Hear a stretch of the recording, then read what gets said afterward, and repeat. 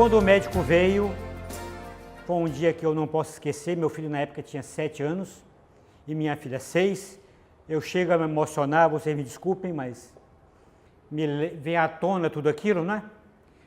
Porque o médico veio e disse: olha, senhor Ronaldo, infelizmente as notícias que eu tenho que lhe dar não são boas. Eu não posso fazer mais nada pelo senhor. O senhor está para lá de cirrótico.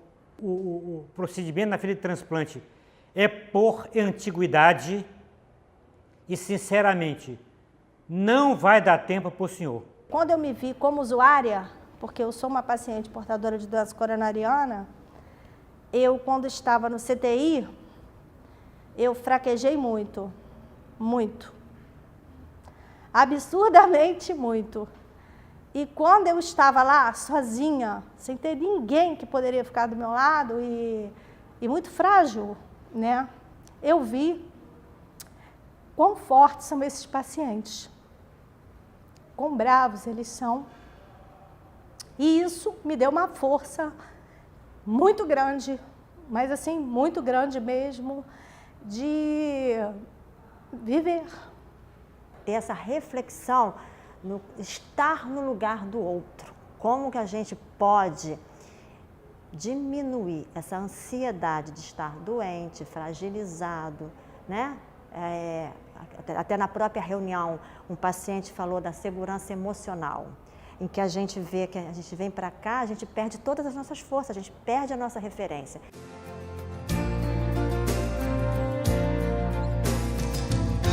Enquanto paciente, a minha preocupação maior em relação à segurança de todos nós é principalmente o lado sensível e emocional do paciente. Quando chega no hospital, infelizmente, os profissionais de saúde têm que ter a consciência da necessidade de ter um carinho maior, um afeto maior, ser bem tratado, para que ele possa superar essa deficiência emocional.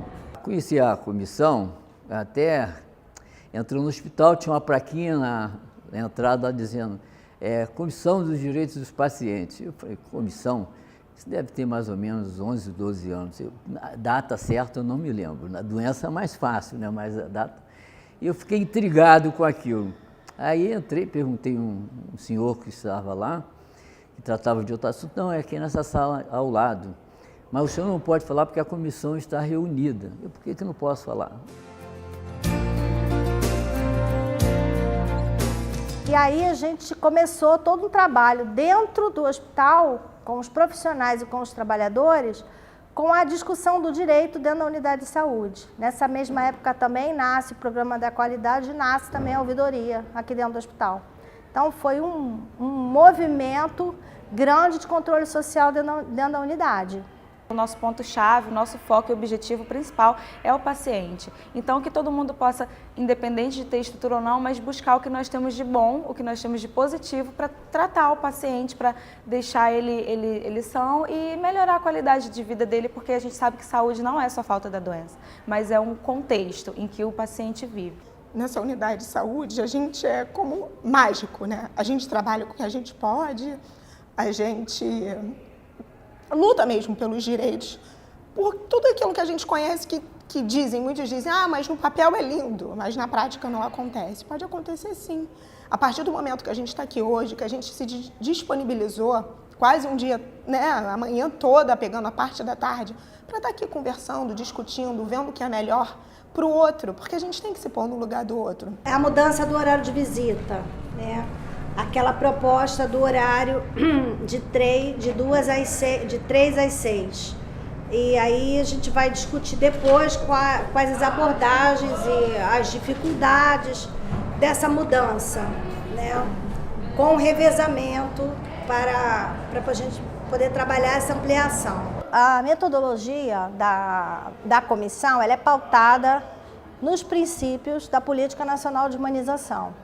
Apesar dela ter nascido antes da política ter sido deflagrada, os princípios que moveram e que movem metodologicamente a comissão são os princípios da horizontalidade e o princípio da autonomia, que são princípios que depois foram expandidos e trabalhados na Carta do Cidadão e na própria Política Nacional de Humanização. A roda tem o significado da roda de discussão, da construção do coletivo, da horizontalidade, da palavra aberta, que circula, que vai e que volta.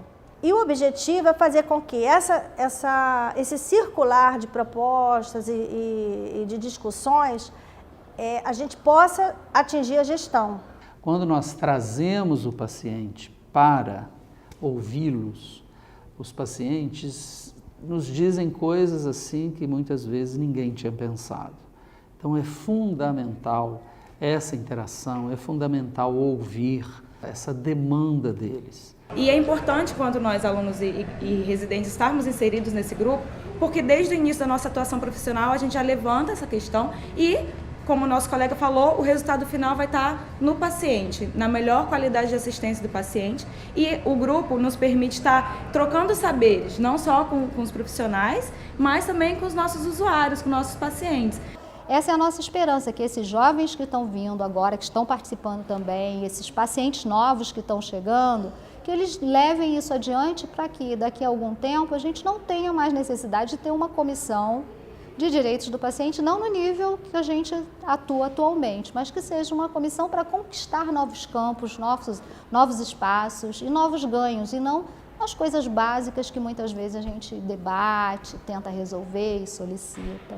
Essa é a minha esperança, e que isso não é ensinado no banco da escola. O caminho é para que o paciente tenha conhecimento da posição dele, da importância dele, é através dessas informações que o CDP tem feito, colocado quer dizer, cartazes, banners, sabe?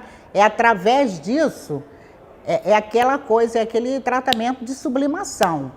Bastante cartilha, bastante informação, porque uma hora ele vai parar, mas isso aqui está tanto tempo aqui, o que será isso?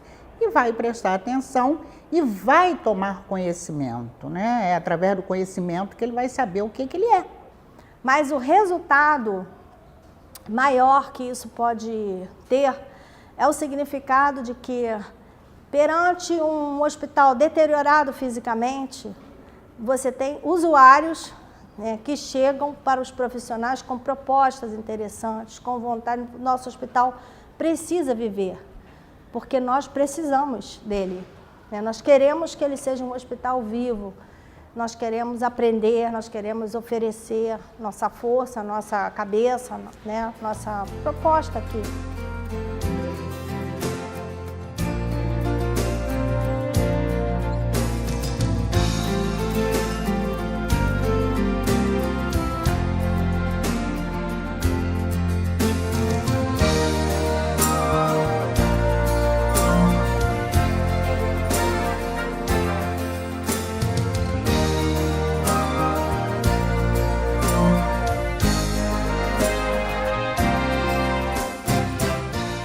O Fernandes Figueira é um hospital de alta complexidade, a gente é referência para o estado do Rio de Janeiro, para o município do Rio de Janeiro. Atende principalmente crianças com malformação, crianças crônicas ou gestação de alto risco. Então seria um pouco o perfil dos usuários, das pacientes. Com 7 meses eu descobri que ela ia nascer com osteogênese. Com 7 meses de gravidez. Eu crio minha filha sozinho, tá entendendo? A mãe dela abandonou ela tinha 2 meses, quando a mãe dela abandonou ela. Eu crio minha filha sozinho e se não fosse eles, eu também tinha abandonado ela aqui também, porque assim, aquilo dali mexeu comigo muito. Eu fiquei, entendeu? Assim, perdi o meu foco, entendeu? Eu tava meio... Pô, sei lá, mano, eu tinha me perdido. E, pô, foi um trabalho muito grande deles aí, psicólogo, com psiquiatra também, entendeu? Com uma união muito grande que me ajudou aqui dentro.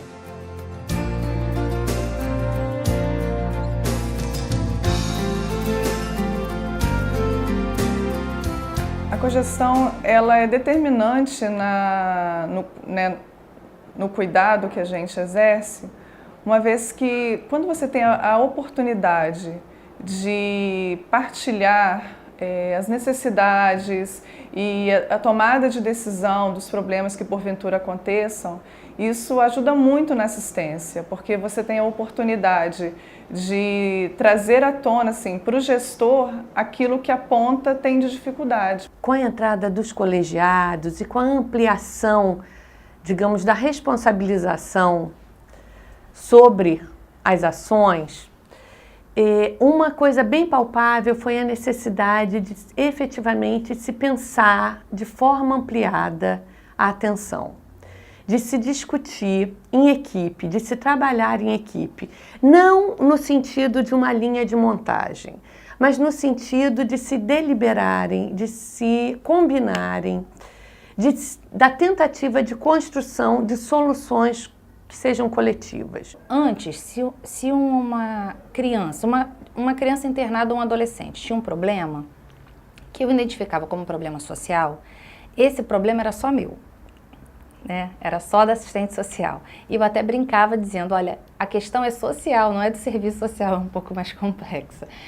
Mas era uma coisa que ficava muito vinculada ao papel do serviço social na unidade, né? Hoje eu me sinto mais acolhida nesse sentido, porque aquilo é dividido. A gente tenta garantir que uma vez por mês a gente faça esse colegiado, né?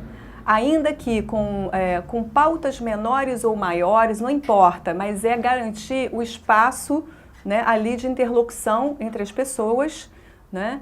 E sempre identificando, né, quais são os avanços, quais são as questões que a gente precisa rever. Então, a gente tem trabalhado nessa perspectiva. Eu me sinto muito contemplada, assim, hoje, como trabalhadora, porque acho que sou mais escutada dentro das unidades às quais eu trabalho. E aí eu estou falando como assistente social, né? Me sinto mais vista, acho que o meu trabalho é mais visto, acho que as pessoas conseguiram entender melhor o que eu faço. E isso veio a partir dessas reuniões de projeto terapêutico singular, da minha participação nos colegiados. As pautas, elas são definidas conforme as demandas, né, que vêm surgindo ou projetos que se quer colocar em prática. Então, a gente vem construindo essas pautas diante da identificação dessas questões ou de demandas dos próprios servidores, né, ou de situações que são colocadas pelos próprios usuários e que fazem a gente acreditar que a gente precisa colocar a discussão, uma discussão propriamente em prática. O retorno que a gente tem é muito grande, porque você não está trabalhando só salvando aquele momento da vida da criança, você está trabalhando em prol de um conjunto, não só para os recém-nascidos, mas para as pessoas que estão trabalhando com você. E o retorno de aprendizado é muito grande, né? Coisa que você leva para a sua vida no dia a dia, né? A visão de um assistente social não é a visão que um médico tem, assim, os valores são diferentes profissionais. Então, é um retorno, assim, maravilhoso. Eu acho que foi um passo grande que o Fernandes Figueiras deu. A grande vantagem que eu acho que foi da proposta é ela trabalhar o comprometimento. Porque quando você trabalha uma gestão compartilhada, uma gestão que eu estou contando com o servidor, nós não estamos trabalhando com os funcionários com as suas especialidades. Eu não estou fazendo reunião de médico, reunião com a enfermagem. Nós estamos nos reunindo dentro daqueles colegiados. A proposta é que aquele grupo que tem aquele processo de trabalho discutir entre eles qual é a melhor maneira de encaminhar aquele processo, como é que vocês deveriam receber os usuários, como é que seriam essas entradas e como teria que ser essa saída. As pessoas estão habituadas, à verdade, reclamam muito, mas estão habituadas que as coisas aconteçam de cima para baixo. Quando você leva para dividir as coisas, né, os problemas, as decisões, as pessoas, você, caramba, eu vou ter que decidir isso junto com a direção ou junto com o meu chefe, que antigamente ele mandava, eu fazia, antigamente a direção mandava, a gente fazia, e agora nós vamos ter que compartilhar os problemas. A gente vê mudanças significativas no modo de a gente gerir isso, no modo como as pessoas têm discutido seus processos de trabalho, como elas têm feito suas articulações, a gente vê uma corresponsabilização dos gerentes com isso. A gente vê mudança no processo de atenção também, então eu acho que esse é um projeto que mobiliza a organização e traz resultados imediatos e significativos para quem quer e reestruturar uma organização a partir de outros princípios, de outras bases. O mais importante é que você está fazendo uma mudança de cultura. Uma mudança de cultura não se faz de uma hora para outra. Você não muda o modo de fazer de uma pessoa que anos estava uma maneira de trabalhar, de uma hora para outra eles vão fazer diferente e esse processo é feito. As atitudes tornam quem somos, e quem somos torna quem iremos ser daqui para frente. Então, no meu futuro, os meus sonhos são realizar cada objetivo, cada coisa, e de maneira melhor, seja terminar uma faculdade, seja construir casa, lugar, é isso. Eu nunca fui chorar. Que as pessoas acreditem que é possível fazer um SUS melhor, que as pessoas acreditem que quem faz o SUS é a gente, que os limites e os problemas são muitos, são grandes, mas que quando a gente senta junto para pensar, quando a gente tem um momento da catarse para poder falar, olha, não está bom, mas dentro do que não está bom, o que eu posso fazer para o meu trabalho ficar melhor? Isso é uma forma de acreditar que quem faz o SUS é a gente, quem pode fazer diferente é a gente também.